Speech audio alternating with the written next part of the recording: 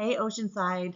We are so thankful for the opportunity to share with you about how we're refining and tailoring our proposed solutions based on feedback from the first public workshop in August. We're excited about the feedback we got from you all at the second public workshop last night at the Oceanside Museum of Art.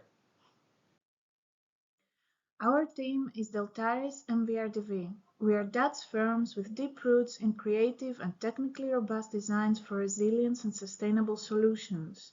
Our team is composed from experts on urban planning, landscape architecture, climate resilience experts, coastal management, and we believe we can bring you innovative solutions for the sand management proposal. In August, we got the first round of feedback with you, and that helped us refine our proposals and our goals for the next phase that we are now happy to present with you. So we collected a lot of design. We had first our own evaluation of our three scenarios, how they perform in physical, environmental, social, regional, and financial aspects. And we collect a lot of feedback during the public presentation in the end of August. And we took all of this into account together with all the feedbacks that we processed from the online form, and we took a deep look into what our three scenarios could bring to you. We thought, what are the strongest elements that you wish to incorporate into a final design? A sandy beach, vegetation, tidal pools were the big performance out of that. And what could be the three best words to describe Oceanside Coast for you rather than beautiful sandy beach, surf, and community space? So we came to the conclusion that it's very important to increase the connectivity along the coast and inland and look into the impacts for the northern and the southern part of Oceanside.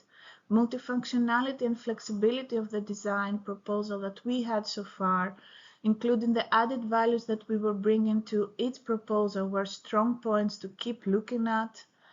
The priority for Oceanside to have always a sandy, walkable and surfable beach is what we have to take very good into account, and we had to further look into aspects of the feasibility of our proposal, the costs, and also how we can further look into regional management and maintenance of our proposal. And that brought us to start questioning what could be the next step. What is the Oceanside dream for the beach? Do we want a green beach, a green proposal, or do we want something that's programmed? Do we want an active coast, or do we want something calm? Do we aim to be connected, or is it about punctual intervention along the coast? Is a nature-oriented approach or leisure-oriented proposal? Do we want to be nature-driven or urban-driven? Iconic or green? And that brought us to having a proposal for the Oceanside New Beach. So what is the new beach of Oceanside? Do we imagine a green dream peninsula which connects and reconstructs with a wetland park on Buccaneer Beach? Or do we imagine a proposal that brings back a surfing spot, brings leisure, tidal pools, tribune, educational spots, a look point to the water?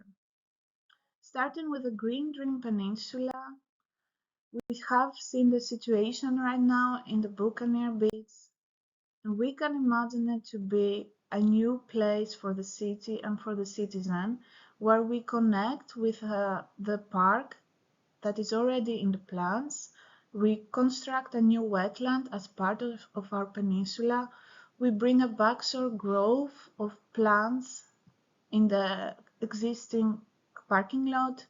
We can look into the living edge of the peninsula with intertidal restoration zone. We of course bring a new beach for this point, and we are looking into creating a new hotspot for the citizens of Oceanside. You can see how this could look and how it can easily connect with a green corridor and can be a very beautiful spot for Oceanside and the future of the city. The other option is to go more into a program peninsula. For this selection of the site, we looked into how can we create a place for the city of Oceanside, but also create have a site that can bring a unique coastal strategy with surfing, with public space, with biodiversity. So for that reason, we chose Wisconsin Avenue for the site of our intervention. So in this proposal, we created a new type of peninsula. Our multifunctionality now is focused on education, on programming, on leisure. We see this as a new surfing point. We see the Tribune that can be a lookout towards the water. We have the tidal pools that they can combine leisure, and we also have a safe walkable beach all the way to Oceanside Pier. And we connect with the back of the city, and we create a green corridor that brings you to a point where it can be a different type of activation for the end of the Strand. In this section, in the section viewed towards the north, you can see how we can go from subtidal intervention like a sea bath to the intertidal terraces that can also bring food production that we have looked into together with regional biologists, to lifted walkways that can connect with the Strand, that leads to Baxter proposal of an education tribune center, a market, or even a surfing school. And then looking towards the south here, you can see how we can have an extended beach, a surfer spot, how we can use maybe wave energy to bring production, and even further into deeper levels, a sea kelp plantation for extra biodiversity. So what about the technical feasibility of the peninsula?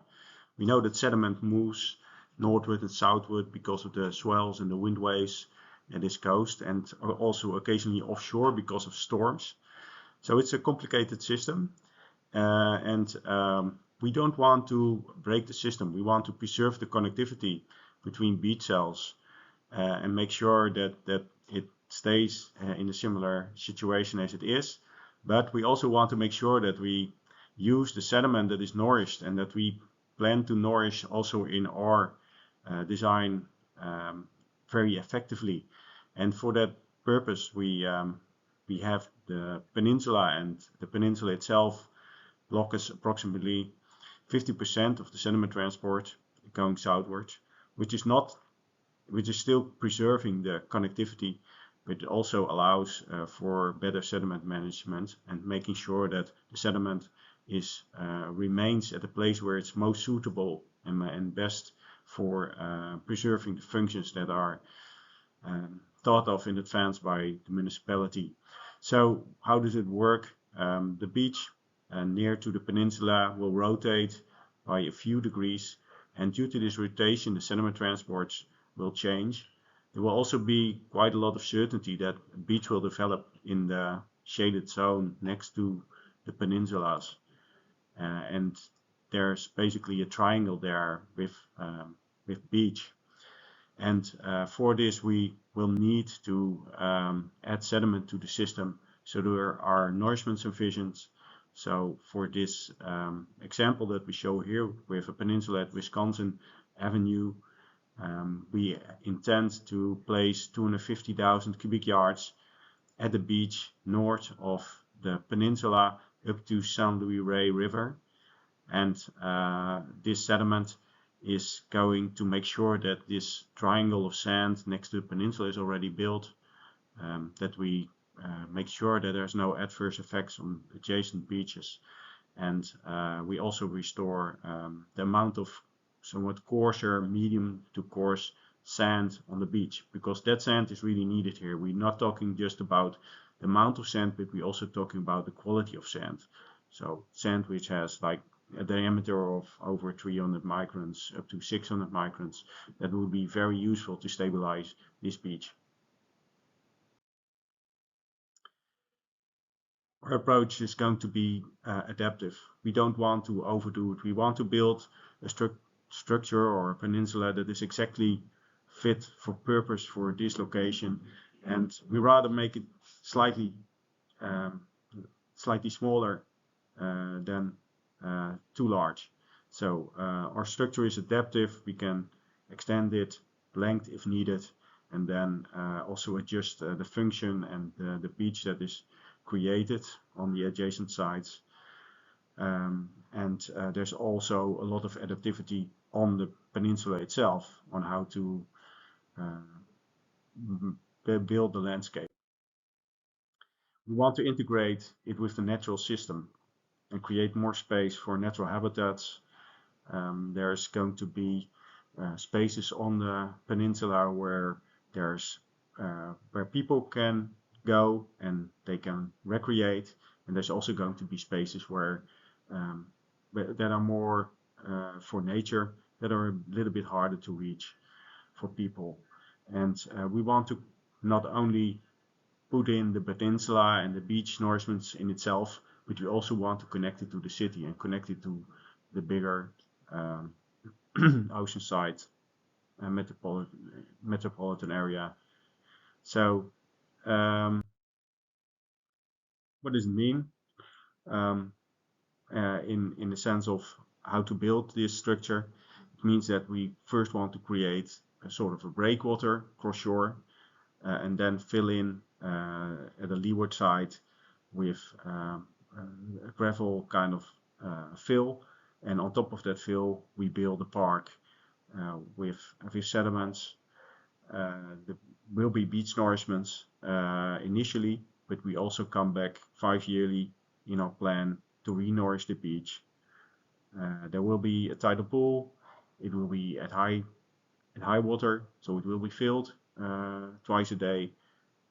It will be at a safe location, and it will provide a lot of opportunities for people who do not want to go into the sea, but rather have this safe space to recreate. We have the park. We have all kind of walkways and stairs for people to visit the area, and we're thinking about what it means to in the sense of the design and the planning and the permits, what is needed. Total cost of the plan will be approximately 40 million euros, and that includes the initial nourishments and the re-nourishments that are made 5 yearly. Our plan is easily adaptable, and we can also extend it with multiple peninsulas. So and then the cost will be the extra cost will be less than this. So what about the maintenance strategy? I already talked about the beach nourishments. We want to bring in somewhat coarser, medium to coarse sand, which is more stable. We want to want to go to the area every 5 years, make sure that we monitor the area very well, so that in case things play out differently, that the structure can be adapted. There should be maintenance and also of the park and the walkways and the tidal pools. So pruning, upkeep of vegetation, watering, those kind of things, and additional maintenance related to the use of the area. So in a nutshell, we have a peninsula which is 350 feet wide, and at both sides the beach will develop, with the largest beach on the northern side of about 250 feet in width. But it's possible to also mirror the whole peninsula and do this in another way and have more beach on the southern side. So the round head is made out of rocks, and also the central part is built basically as a groin, but there will be infill below the park with quarry run, and a top layer of soil placed on top of that for the vegetation. There will be pedestrian pathways that sit on top of the rocks, and in some cases are elevated above the beach and the rocks.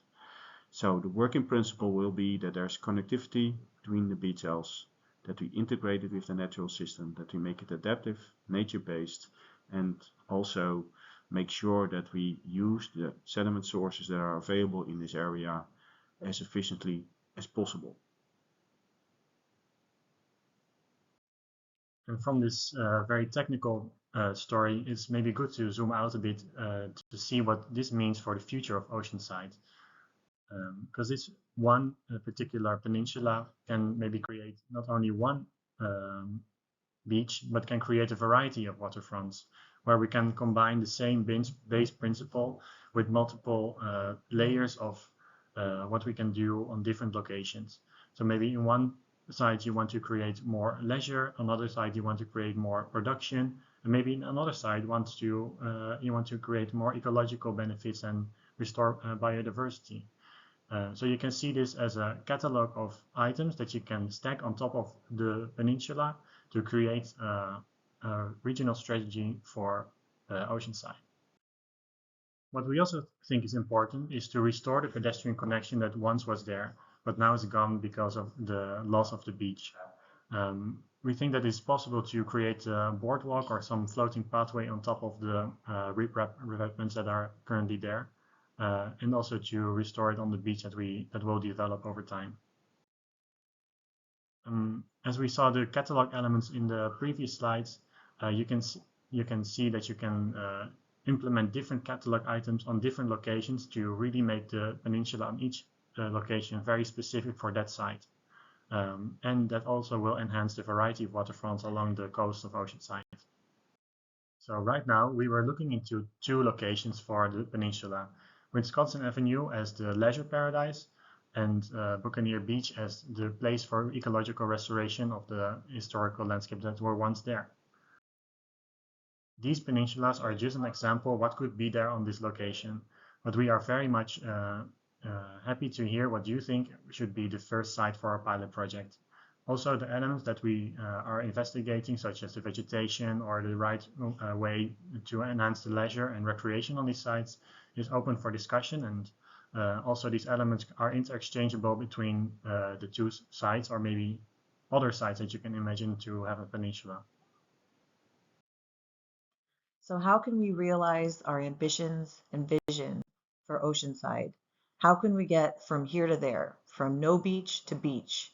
You know, a lot of the feedback we heard last night at the workshop, people were concerned, how do you know this is going to work?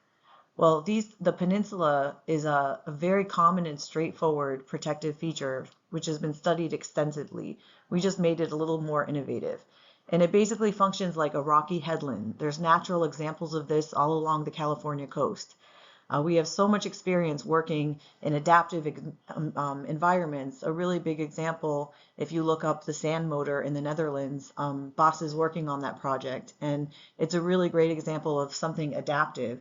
And it's so important to be adaptive as we go into the future because the uncertainty is increasing. We have so much more variability with everything happening. We can't really project the future looking at the past. It's like driving looking in the rear view mirror. So it's getting more and more popular to have adaptive management plans. And one thing we're working on is an adaptive sand management plan so that we can adjust things. And being flexible is so, so important for these types of projects. So we really need this process of adaptation that advances over time, and we're constantly in this iterative process of monitoring and adjusting. And so it's really important to have a flexible process where things change and you can adjust. If you have a structure or a process that locks you in and you can't change it, that's really where you get stuck. So we want to see the adaptation as an ongoing process informed by long-term future. So even though we're going out, for this project, just 2 or 3 feet of sea level rise and looking into decades, we did go a little bit further out because DELTARES has this amazing tool called the Dynamic Adaptation Pathways tool. And it's kind of like a subway map.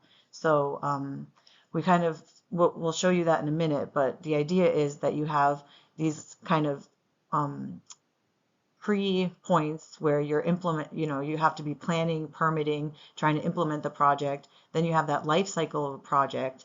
And then you have tipping points where the project might not work anymore. And so you kind of have to change to a different plan, a different pathway. So let's see how that looks, kind of where that moment for action is on this. Like I mentioned, it's a it's kind of like a subway map. And the great thing about these types of plans, these action plans, is they go out into the future, and no matter which way you go, you can, you want to get from point A to B, well, you're going to get there, and you can just, like on a subway, it doesn't matter which path you take as long as you're monitoring. So, like I mentioned, we have an adaptive sand management plan. We're working on nature-based solutions. We would start with a pilot, possibly the Green Leisure Peninsula. For about 5 years, we would be monitoring that peninsula, and that would inform a phase 2, potentially a Green Blue Dream Peninsula. And then we continue to add peninsulas to the north and south, meanwhile, like honing that oceanfront, waterfront vision with potential pedestrian connections, connecting to a regional strategy, a lot of community outreach and engagement like we've been doing, and also funding so that we can keep paying for all of these things. And so what that could look like along the coast would be, we would start with one pilot project, maybe at Wisconsin Avenue, maybe at Buccaneer Beach, and then, that would be the first so year. Out to 50 years, we could add another peninsula. And then going even further out than 50 years, we could have all types of peninsulas that are really functioning to maintain the beach along all of Oceanside's coast. So we're really excited, and we're going to keep working on these adaptive pathways so that we can refine this vision and understand what you want the future of Oceanside to be, and having that innovative approach to coastal resilience and lots of beaches all over Oceanside. So thank you so much. So please go on the website, fill in the form, give us feedback. We want to work together to form what is the vision of your vision for Oceanside. We want to hear what you have to say, and we want to create a proposal that is tailor-made for your needs and your community. Thanks again.